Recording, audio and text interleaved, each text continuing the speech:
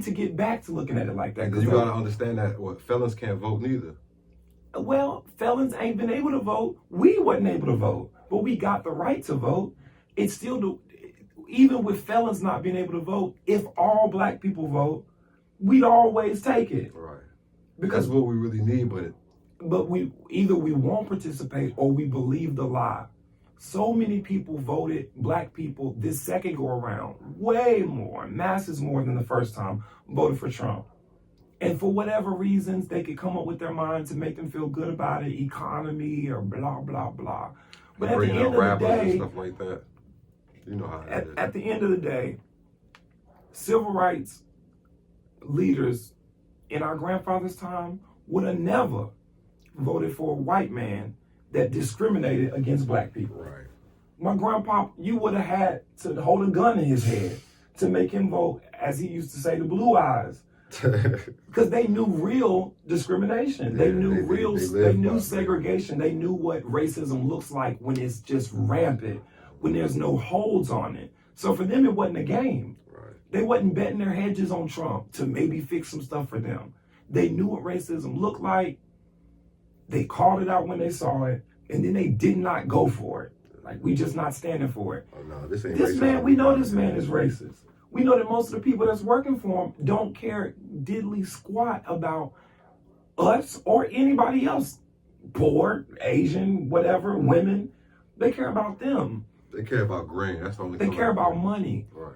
And the whole point of the civil rights movement was so that we made the playing field level. I'm disappointed that a bunch of black people voted for this fake billionaire that he calls himself, that does not represent anything that we are, over a black woman just because she was a woman and a prosecutor. We don't stick together anymore. I mean, to me, I don't care if this woman had committed murder. This is a black woman. Niggas get together, get in line, and vote because it was time. Right. Whether or not she turned out to be perfect or nothing, it was time to have another black person in the White House. And we just gave it away because we was worried about some dollars. And now this man is doing tariffs on cars that's going to go up $13,000. How many times are black people going to keep drinking the Kool-Aid? Right. And the only reason why enough black people can be dumb enough to do that is because we, not you, we are uneducated. Yeah. Uneducated black people are white people's favorite black people.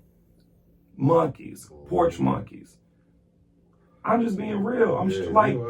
Uneducated people are rich white people's favorite people. Right. People that don't know how to save money, people that don't know how to take care of their kids, people that end up in jail over and over and over and over. So that's the state of the culture. That is the state of the culture. The state of our culture today is based on shiny things, but nothing real that's going to help our kids do better. Right.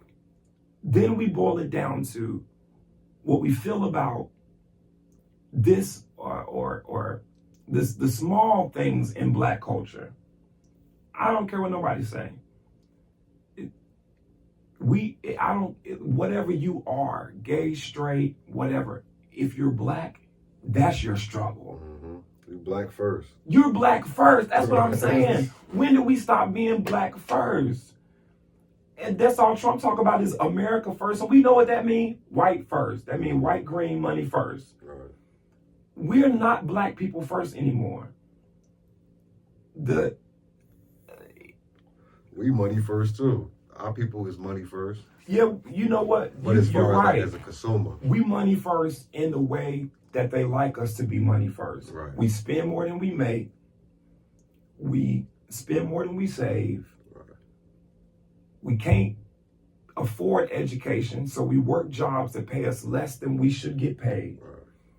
And then we chase after the things that they put in front of us. In the club every week, going out drinking. And I mean, again, ain't nobody, everybody's lifestyle, have fun with it, but don't forget you black. Right. when it's time to vote, don't forget you black. I don't care if you don't believe in the system. Go in there and vote because your local politician said we need black folks to vote. You are still black. And Martin Luther King Jr. and Farrakhan and Malcolm X and Rosa Parks did not just do that for them and their children. They did it for black people. All black people. I'm laughing because you always go to politics. Well, that is politics. Is there black culture? But But you know what? I thought we talk about the state too. Like I want to get back to the state of black culture. Like where the connection is that. That's what I'm saying. That people keep separating politics from black culture. There is no black culture without politics. Because didn't they just take Jackie Robinson, excuse me, Jackie Robinson, didn't they just take his whole legacy down? Right. That was a political move. Yeah. And no black people would have voted for Trump if he said, when I get in, I'm knocking Jackie Robinson out the history books. But you get what I'm saying? He's black culture. That information being up about him and his service is black culture. That's being erased. Our culture is being erased, eroded, turned into something it's not, because we don't have a political voice. The more we keep separating the two, the more we're going to keep losing power.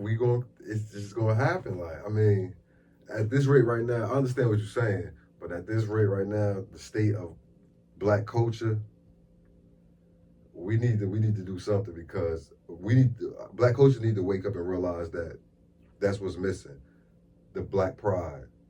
I mean, Juneteenth ain't gonna do it by itself. Black History Month, you see, we get some some faces on some cups at McDonald's, and you know what I mean. That's about it. Like, I'll use for an example. Today, when we talk about slavery at school, one of my students asked a question, or one of my students said, "If I lived in and I was a slave," she said, "I wouldn't be a good one." I said, "What you mean?" She said, "Because I would have a bad attitude. I'd be fighting back all the time." And I said, "Okay, but if you fight back and your mom and grandma, sisters and brothers are at the plantation and they go back to the plantation and cut their hands off because you fought back, then what's your response to that?" I ain't think about it like that. Like, I thought that whole, if, like you said, mental slavery, we keep forgetting that we went from one slavery to the next. We enslaved now. Right. The worst thing is to not know you enslaved. Right. Like, to be a slave, but not know you enslaved. We should be fighting as hard as slaves fought to get out of physical bondage today. But we ain't fighting like that. Because you don't know that Because you don't know you in it. Yeah. The jail system is slavery. The college system is slavery. Debt is slavery. Mm-hmm. Debt slaves. Taxes are slavery. Everything that we participate making less than $50,000 a year, you're in slavery. You're in slavery. But we can't do anything about it except fuss about it if you don't write no bill about it. That's going to always be my point. But they're going to make you enjoy it. They're going to make you enjoy being a slave by putting things in front of you.